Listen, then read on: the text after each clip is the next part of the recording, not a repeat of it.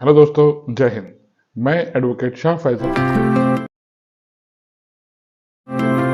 Citizen judicial classes से आज आपको गिफ्ट से संबंधित कुछ महत्वपूर्ण बातें बताऊंगा।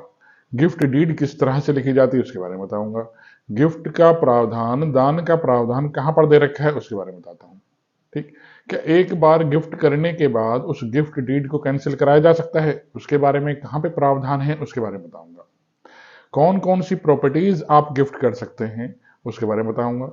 क्या गिफ्ट करने के लिए कोई कॉम्पिटेंसी चाहिए होती है उसके बारे में बताऊंगा। ठीक दोस्तों, गिफ्ट करने वाला और गिफ्ट लेने वाला कौन व्यक्ति हो सकते हैं उसके बारे में बताऊंगा। इंपॉर्टेंट वीडियो होगी, आपके बहुत काम आएगी, ध्यान से देखिएगा दोस्तों।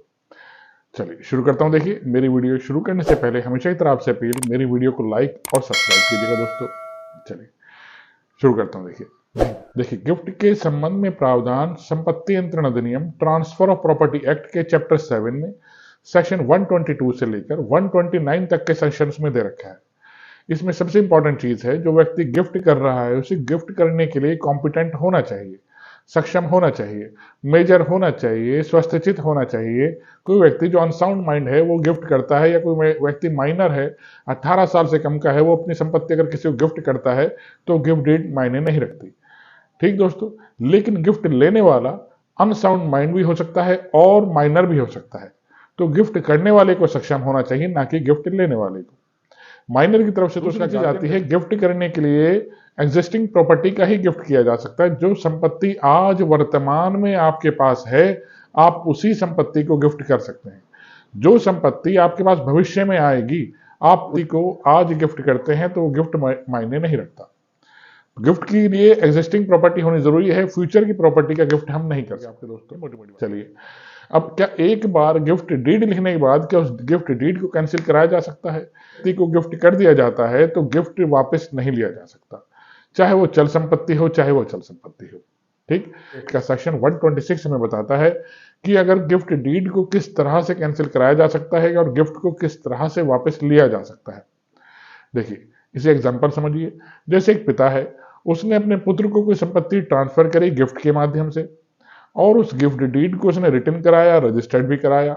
लेकिन उसने एक कंडीशन डाल दी कि जब तक मैं जिंदा हूं मेरा पुत्र मेरा ध्यान रखेगा, और अगर भविष्य में गिफ्ट डीड लिखने के बाद उसका पुत्र उसका ध्यान नहीं रखता, इस कंडीशन को जो फुलफिल नहीं करी गई है, इसके आधार पर वो सिविल सूट न्यायालय में फाइल कर सकता है कि मैं इस गिफ्ट डीड को कैंसिल कराना चाहता हूं। कंडीशन है कि किसी संस्था को प्रॉपर्टी दी जाती है और एक कंडीशन लगाई जाती है कि ये संस्था को हम प्रॉपर्टी दे रहे हैं, लेकिन इसमें 2 साल 3 साल के अंदर इस जगह पर ये जो प्रॉपर्टी दी गई है, यहाँ पर एक हॉस्पिटल या मंदिर या मस्जिद या एक गुरुद्वारा या फिर कोई भी हॉस्पिटल बनाएंगे, और वो उस कंडीशन को फुलफिल वो संस्था नहीं करती, तो भी उसके डीड को कैंसिल कराया जा सकता है।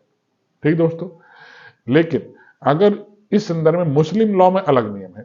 देखिए, मुस्लिम लॉ में पहली बात तो गिफ्ट का प्रावधान ऐसे नहीं है, वहां गिफ्ट को हिबा कहा जाता है।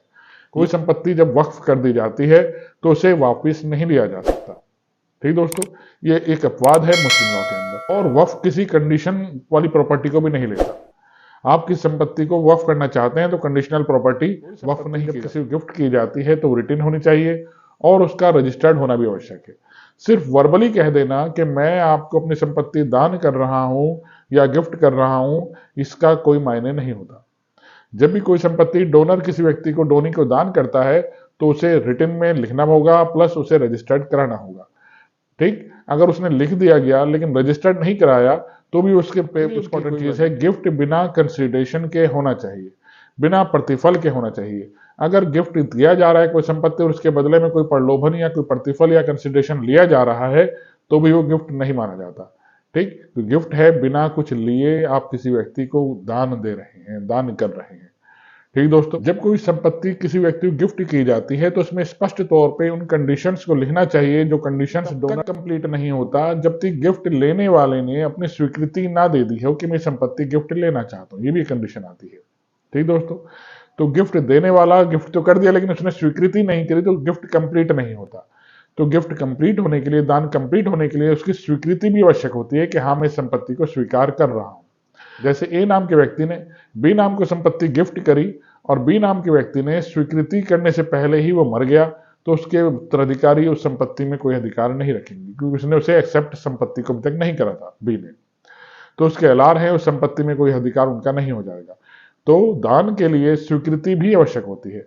बिना स्वीकृति के दान कंप्लीट व्यक्ति को अगर अपनी गिफ्ट डीड कैंसिल करानी है तो उसका लिमिटेशन पीरियड 3 साल है। 3 साल के भीतर उसे एक सिविल सूट न्यायालय में फाइल करना होगा कि जो संपत्ति मैंने गिफ्ट करी थी वो संपत्ति इन कंडीशन के साथ करी थी और वो कंडीशन दूसरी पार्टी ने पूरी नहीं करी है, तो मैं इनको अपनी गिफ्ट डीड को वापस लेना चाहता हूँ, रिवोक करना चाहता हूँ। तो इसके लिए उसे सिविल सूट न्यायालय में फाइल करना होगा 3 साल के भीतर, जिसके लिए उसे कोर्ट फीस मिलेगा। इस तरह से गिफ्ट डीड को भी कैंसिल कराया जा सकता है अगर वो गिफ्ट डीड कंडीशंस के साथ लिखी गई हैं। आप मुझे कमेंट कर कुछ भी प्रश्न मुझसे पूछ सकते हैं गिफ्ट से संबंधित। पीछे मैंने मानहानि की वीडियो बनाई है, उससे संबंधित जमानत की वीडियो बनाई है, उससे संबंधित कोई भी आपकी क्वेरीज हैं, किसी तरह के भी आपके प्रश्न हैं, मुझे व्हाट्सएप कॉलिंग करके पूछ सकते हैं या व्हाट्सएप मैसेज करके मुझसे पूछ सकते हैं दोस्तों। ठीक दोस्तों, आशा करता हूँ मेरी वीडियो समझ में आई होगी दोस्तों। आइए इसे लाइक और सब्सक्राइब कीजिएगा। धन्यवाद दोस्तों, जय हिंद।